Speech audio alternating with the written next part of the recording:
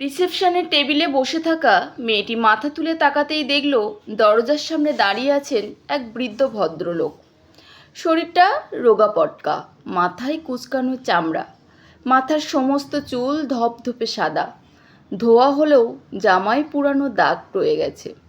হাতে ধরা একটা নীল রঙের প্লাস্টিক ফোল্ডার, সম্ভবত চাকরির আবেদনপত্র। বৃদ্ধ মানুষটি আস্তে আস্তে ভিতরে ঢুকলেন, যেন তার প্রতিটি পদক্ষেপে অতীতের কোনো ভার মাটিতে চেপে রাখছেন।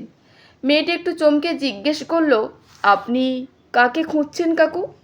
তিনি থেমে থেমে বললেন, চাকরির খোঁজে এসেছি মা, একটা কাজ দরকার। অফিস জুড়ে তখন এক নিঃশব্দ হাওয়া বয়ে গেল। সবার চোখ একসাথে তার দিকে ফিরল। এই সময় অফিসার অরিন্দম স্যার এসে দাঁড়ালেন। এই বয়সে 30-এর কোঠায়। তিনি বৃদ্ধকে দেখে অবাক হলেন যে মানুষটার বয়স অন্তত 70-এর কাছাকাছি। সে চাকরির জন্য আবেদন নিয়ে এসেছে। অরিন্দম মৃদু হাসলেন। কাকু, আপনি আজ কি করবেন? কি ধরনের কাজ খুঁজছেন? বৃদ্ধ ফোল্ডার খুলে কাপা হাতে কাগজ দিয়ে এগিয়ে দিলেন। যে কাজই দিন বাবু, আমি ঠিক শিখে নেব।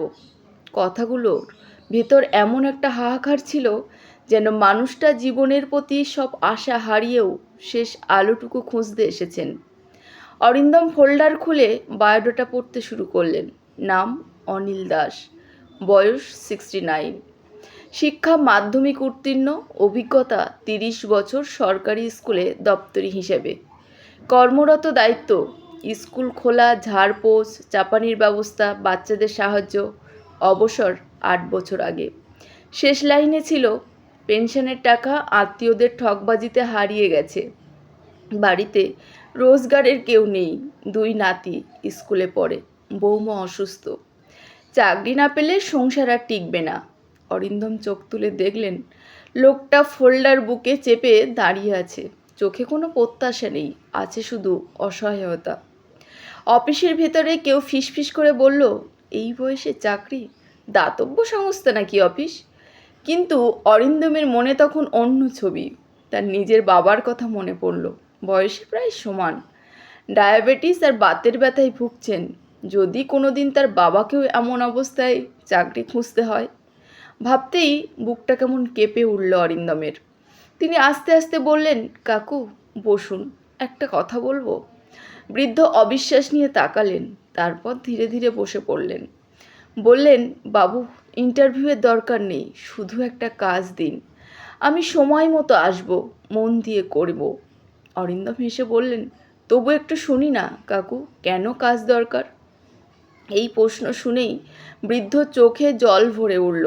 কিছুক্ষণ নীরব থেকে বললেন, স্ত্রী চলে গেছেন 3 বছর হলো, বড় ছেলে ট্রাক চালক দুর্ঘটনায় মারা গেছে, বৌমা একলা, অসুস্থ 2 নাতি স্কুলে যায়, ফি দিতে পারি না, পেনশনের টাকাটা ছোট ভাই প্রতারণা করে নিয়ে নিল, মামলা চলছে, কিন্তু ন্যায় বিচার কই? তার কণ্ঠ ভেঙে আসে। বাবু, এখন ঘর চললেও নেই, ঘরে চালও নেই।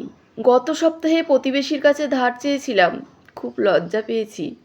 অরিন্দমের চোখ ভিজে গেল, তবে তিনি মুখের ভাব লুকিয়ে বললেন, ঠিক আছে কাকু, একটু বসুন, আমি আসছি। তিনি সরাসরি ম্যানেজার মীনা দেবীর কেবিনে গেলেন। সব শুনে মীনা দেবীর চোখ ভিজে উঠল। তিনি বললেন, অরিন্দম, এই মানুষগুলোই তো সমাজের আসল সম্পদ, ওনাকেই কাজ দিই। অরিন্দম বললেন, ওনাকে দয়া নয় ম্যাডাম, মর্যাদা দিতে হবে।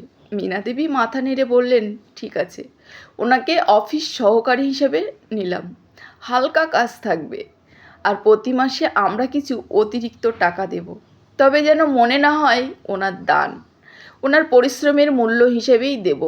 অরিন্দমের মুখে হাসি ফুটল। দুজনে ফিরে এলেন। বৃদ্ধ তখনও দাঁড়িয়ে, চোখে মুখে অজানা আশঙ্কা। মীনা দেবী বললেন, শ্রী অনিল দাস।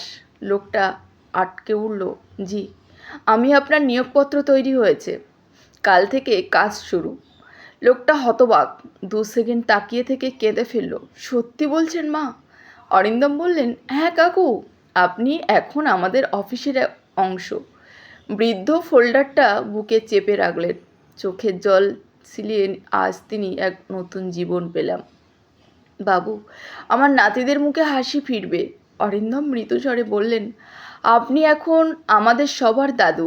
পরদিন দাদু পরিষ্কার ধুতি পাঞ্জাবি পরে এলেন, দাড়ি চুল ছেটে পরিপাটি। অফিসের সবাইকে হাসি মুখে অভ্যর্থনা করলেন, গাছপালায় জল দিলেন, চিঠিপত্র পৌঁছে দিলেন। হাত কাঁপলেও কাজের তাগিদে একটুও শিথিলতা ছিল না। প্রথম মাসে বেতন পেলেন 8,000 টাকা, সঙ্গে অতিরিক্ত 2,000 ইনসেনসিটিভ। দাদুর চোখে জল এসে গেল। বাবু, এত টাকা কতদিন পায়নি। ভাবিনি আবার বেতন পাবো। অরিন্দম হেসে বলল, এগুলো আপনার প্রাপ্য দাদু। 2 মাস কেটে গেল, একদিন সকালে দাদু এলেন না। ফোনে বৌমা কাঁপা গলায় বললেন, ভাই, বাবাজির শরীর খারাপ, হাসপাতালে আছি। অরিন্দম ও মিনা ছুটে গেলেন। দাদু শুয়ে আছেন, মুখে অক্সিজেন। অরিন্দমকে দেখে মৃদু হাসলেন। বাবু, আজ অফিসে যেতে পারিনি, মাপ করে দিও। অরিন্দম বললেন, দাদু এসব বলবেন না। ফিসফিস করে বললেন, আজ ছোট নাতির ফি জমা দিতে হবে, তুমি একটু দেখে নিও। অরিন্দম তার হাত ধরে বললেন, দাদু, ফি আমি দিয়ে দিয়েছি আপনার নামে। দাদু চোখে জল গড়িয়ে পড়ল। তুমি মানুষটাকে মর্যাদা দিলে বাবু, ঈশ্বর তোমার সুখে রাখুন। আর পরের মুহূর্তেই তার হাতটা নিস্তব্ধ হয়ে গেল। অফিসে সেদিন কেউ কাজ করলো 2 মিনিট, নীরবতা পালন করা হলো। মীনা দেবী ঘোষণা করলেন, শ্রী অনিল দাস আমাদের কর্মচারী নন, আমাদের পরিবারের সদস্য। তার নাতিদের পড়াশোনার সমস্ত খরচ এখান থেকেই আমাদের কোম্পানি বহন করবে। অরিন্দমবাবু দাদুর পুরানো ফোল্ডার খুললেন। ভেতরের বায়োডাটার সঙ্গে ছিল একটা চিঠি। যদি কোনো দিন কাজ পাই, আমার নাতিদের ভবিষ্যৎ আলোয় ভরে উঠবে। না পেলে হয়তো ওরা পড়াশুনো ছাড়বে। আমার একটাই স্বপ্ন, ওরা যেন আমার চেয়ে ভালো মানুষ হয়। অরিন্দমের চোখ ঝাপসা হয়ে গেল। সে আস্তে আস্তে বলল, দাদু, আপনার স্বপ্ন আমরা পূরণ করব। এরপরেই বছর ঘুরতেই কোম্পানি চালু করলো অনিল দাস স্মৃতিবৃত্তি, যাতে অসচ্ছল ছাত্রদের পড়াশোনার খরচ বহন করা যায়। অনেকের সিভিতে নিজের যোগ্যতা লেখে, কিন্তু এক বৃদ্ধ তার কষ্ট, মর্যাদা, জীবনের লড়াই লিখে পুরো দুনিয়াকে মানুষ হওয়ার শিক্ষা দিয়ে গেলেন। কাজ কখনো শুধু জীবিকা নয়, এটি কখনো কারো ইজ্জত, কারো আশ্রয়, আবার কারো পরিবারের শেষ আলো হতে পারে। দাদু শেষ পর্যন্ত সম্মানের সঙ্গেই বেঁচে গেলেন। এটাই হয়তো জীবনের সবচেয়ে বড় সাফল্য।